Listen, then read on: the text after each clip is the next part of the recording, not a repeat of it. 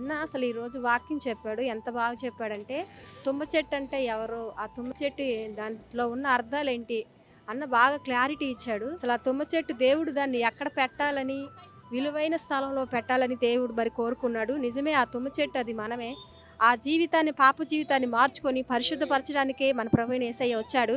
ఎవరైతే ఈ వాక్యాన్ని విన్నారో వాళ్ళందరూ మార్చబడి మరి యేసయ్యలాగా ఆ హృదయం తెల్లగా మారాలని మరి మరి ప్రభువు కోరుకుంటున్నాడు కాబట్టి మరి దైవ సేవకులు ఎంతగానో మరి చక్కగా మరి బోధించాడు. దాంట్లో ఉన్న అర్థాలు చెప్పాడు.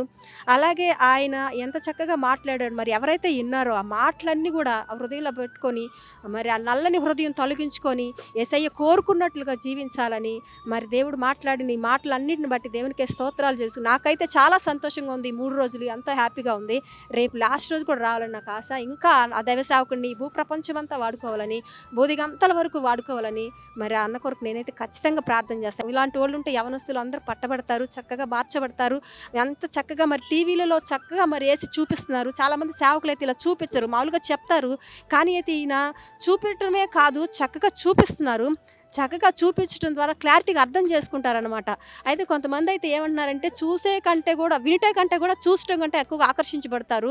ఆ ప్రాన్స్టన్ క్యాస్ట్ సినిమా యేసయ్య సినిమా తీశారు కదా, ఆ సినిమా గురించి ఆయన మరి చెప్పినప్పుడు మరి నిజంగానే అలాంటి సత్యాలు మరి ఉన్నవి అవన్నీ కూడా మరి ఇంకా అవి స్క్రీనుల మీద వేసి చూపిస్తే చాలామంది మారుతారు, మారు మనసు కలిగిద్ది.